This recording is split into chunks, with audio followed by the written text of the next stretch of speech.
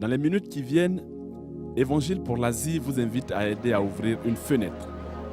Une fenêtre unique sur un monde vaste dont Dieu aime les habitants autant qu'il vous aime, vous. Dans une histoire extraordinaire qui continue à s'écrire, ce qu'on appelle la fenêtre 10-40 commence à s'ouvrir à la brise rafraîchissante du Saint-Esprit. S'étendant entre 10 et 40 degrés au nord de l'équateur, l'Afrique de l'Ouest à l'Asie du Sud-Est, cette zone comprend 97% de ceux qui habitent les régions les moins évangélisées du monde.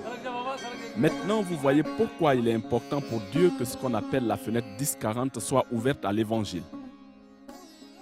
Près de 3 milliards de personnes vivent dans cette fenêtre 10-40.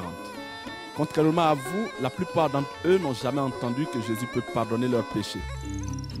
Un petit pourcentage le sait. C'est grâce à des géants de la foi comme Thomas, un des 12 premiers disciples de Jésus, qui apporta le message de son maître en Inde au 1er siècle de notre ère.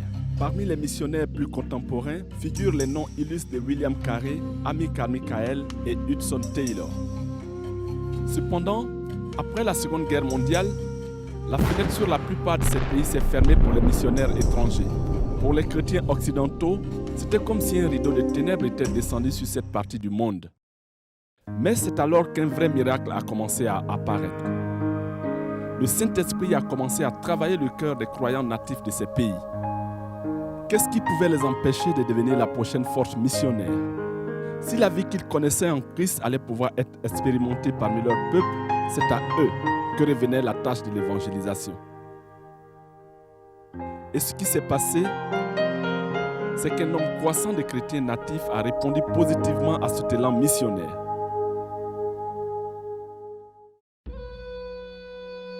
Près de l'extrémité nord de l'Inde, nichés entre la Chine et le Népal, apparaissent les prémices des majestueuses Himalayas. Des millions de personnes vivent ici. La vaste majorité d'entre eux n'ont jamais entendu l'Évangile.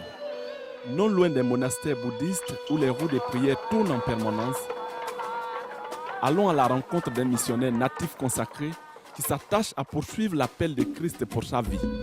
Son nom est Tite, un nom biblique. C'est parce qu'alors qu'il n'était encore qu'un enfant, un homme de Dieu itinérant avait prié pour sa mère et son frère malades et Dieu les avait guéris sur leur lit de mort.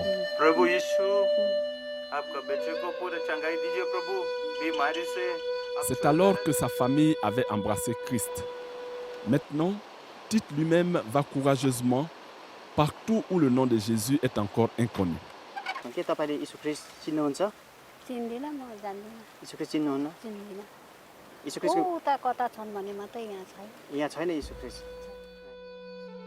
Du toit de la maison où il vit avec sa famille, Tite prie fidèlement pour tous les villages environnants qu'il aperçoit au loin. Tant de personnes dans cette vallée n'ont jamais entendu parler de Jésus, pas même une seule fois. Mais ce sont ceux qui vivent dans les montagnes qui sont les plus isolés. Il n'y a même pas de route pour aller jusqu'à eux, seulement des sentiers difficiles à gravir. N'ayant pas de véhicule et vivant dans les montagnes où une bicyclette est inutile, Tite a répondu à l'appel de Dieu d'aller prêcher la bonne nouvelle avec le seul moyen de transport qui lui soit disponible, ses jambes. Tout d'abord, il doit descendre à la ville. 3 kilomètres plus loin, il atteint l'endroit où la route s'achève et avec elle, toute connaissance de l'Évangile. Cela prendra 3,5 km supplémentaires pour atteindre le village. Pas de route, pas d'alternative, il faut grimper tout droit. Souvent, il n'y a qu'un simple sentier qu'il faut suivre pour trouver son chemin. Ses poumons lui brûlent, ses jambes lui font mal, mais le sentier sera gravi. Il fera face à cette difficulté jour après jour parce que l'appel du Seigneur doit être poursuivi. Ceux qui espèrent en l'Éternel renouvellent leurs forces. Ils prennent leur envol comme les aigles, ils courent et ne se fatiguent pas. Ils marchent sans se lasser.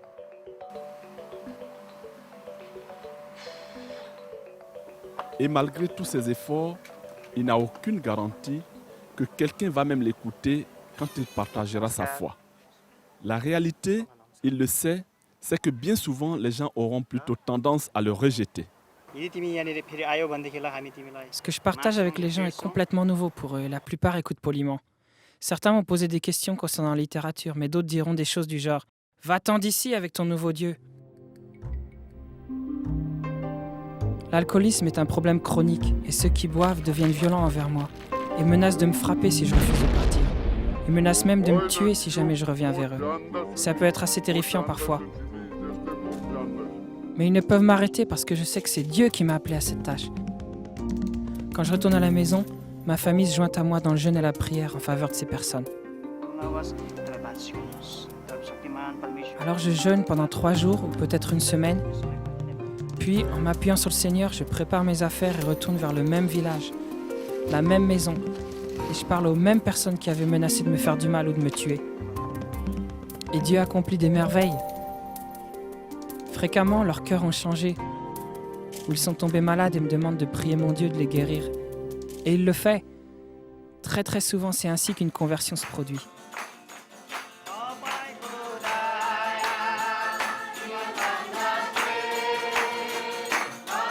Après des années de consécration et de sacrifices, les efforts de Tite finalement portent des fruits.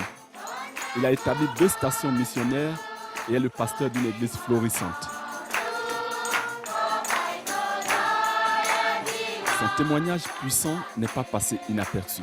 Malheureusement, cela lui a aussi causé des problèmes d'un autre genre. Une nuit, en revenant de la mission avec d'autres chrétiens, nous avons été interpellés par un groupe de jeunes hommes en colère. Nous étions dans un endroit malfamé. Ils nous ont agressés. « Qui êtes-vous » criaient-ils. Je n'ai pas menti. Je leur ai dit qu'on était chrétiens, de retour d'une réunion. Ça les a rendus furieux. Ils ont saisi mon sac et jeté à terre les tracts qu'ils contenaient. « C'est vous qui détruisez notre religion » ont-ils dit en commençant à nous bousculer. Un des nôtres a pris peur et s'est mis à répondre aux coups. Et ça les a rendus encore plus violents. J'ai réalisé que nous étions dans une situation terrible et commencé à prier silencieusement pour la protection du Seigneur. J'ai essayé d'arrêter mon ami. Je lui ai dit « Non, nous sommes chrétiens. Si nous devons souffrir pour Christ, eh bien qu'il en soit ainsi. Si nous devons mourir pour Christ, alors nous mourrons comme Christ. Nous ne retournerons pas les coups. » Il m'a écouté et s'est calmé. Et par miracle, les hommes ont arrêté leur agression et nous ont laissés partir. Nous étions très choqués et sommes retournés à mon domicile. On devrait appeler la police et faire arrêter ces hommes. Mais je lui ai répondu, ne faisons pas une chose pareille. Au contraire, prions pour ceux qui nous persécutent. Et c'est ce que nous avons fait sur le champ.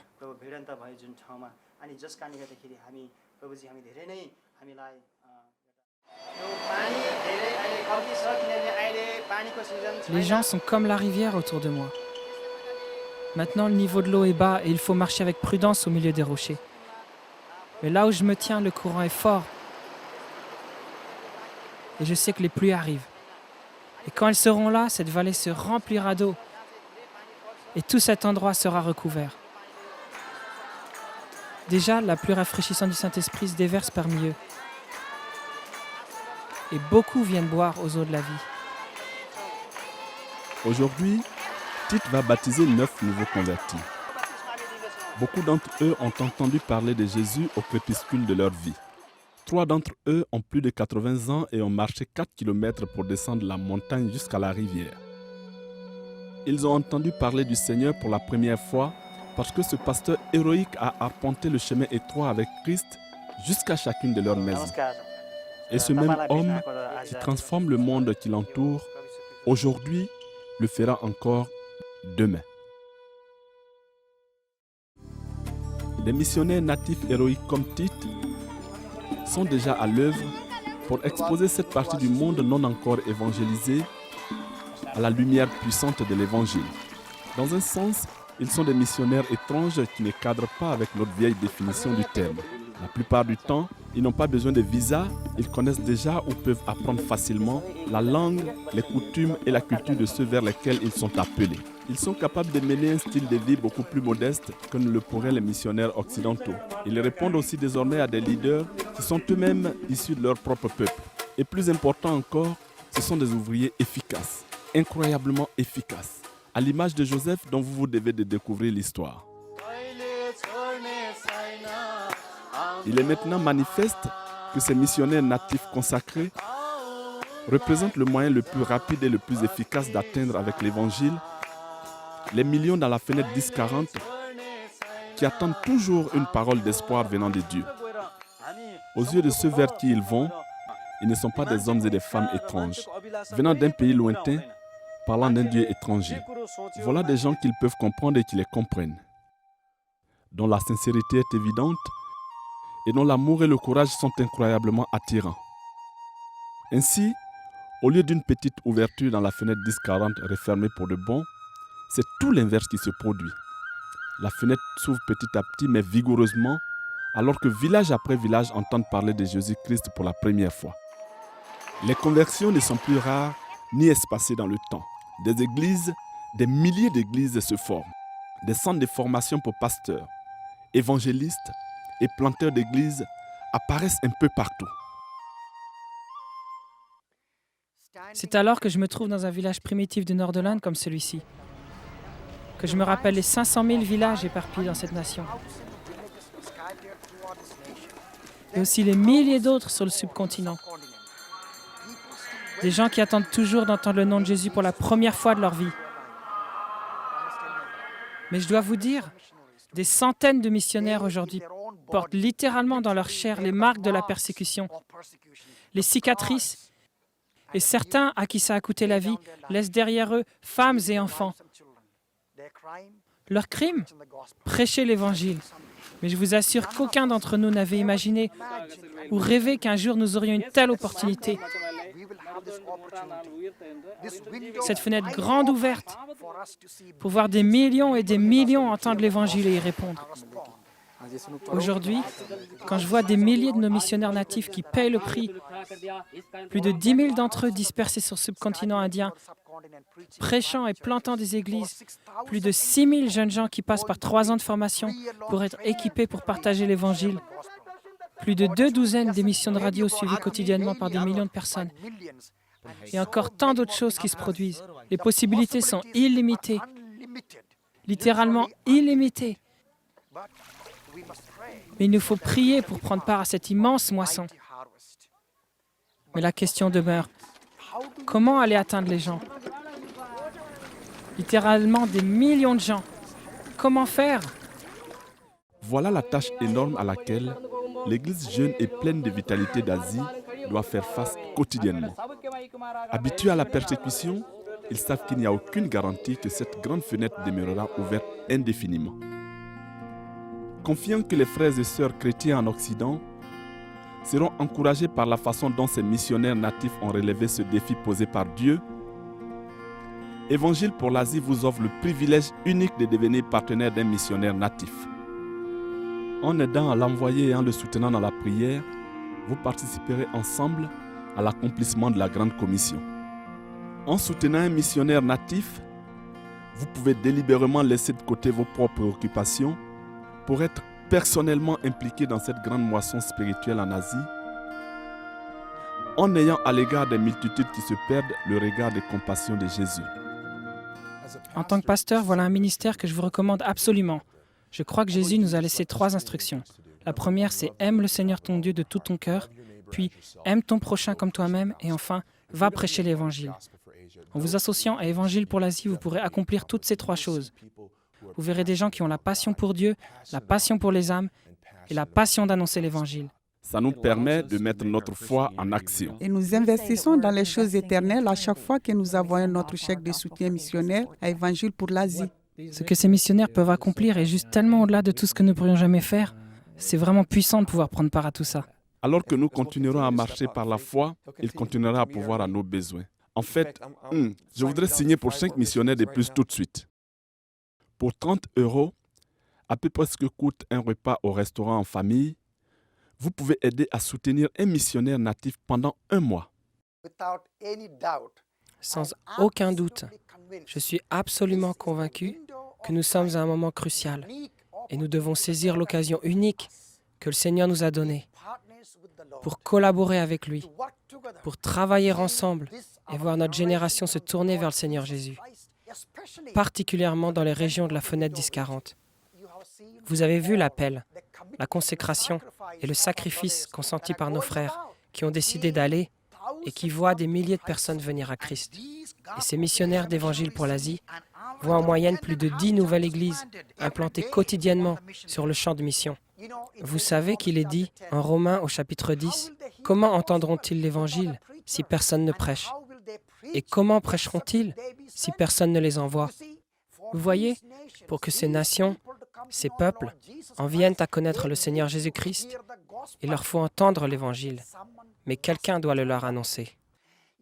Voyez-vous, vous n'irez peut-être jamais en Inde, en Chine, en Birmanie ou en Afghanistan. Mais je vous le dis, alors que vous et moi prions, en partenariat avec ces missionnaires natifs, et lions nos vies aux leurs, vous et moi allons vers ces nations, au travers de ces missionnaires, qui sont munis d'une passion et consécration profonde, déposant leur vie sur l'autel, voyageant avec un billet aller simple, et voyant des milliers rencontrer le Seigneur Jésus-Christ. Et au fait, 100% de la somme que vous envoyez, chaque centime, ira vers le champ de mission pour soutenir ces missionnaires et l'œuvre du Seigneur. Je crois que c'est Dieu qui vous invite à venir et à voir le monde, la moisson pour laquelle il souffre, et à prendre part à son œuvre. Et je vous le promets, vous ne regretterez jamais le privilège que le Seigneur nous a donné de toucher les nations perdues.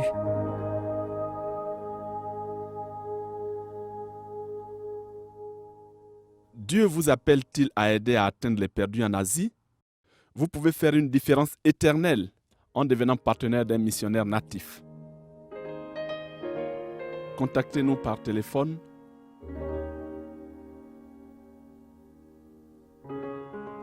ou écrivez-nous.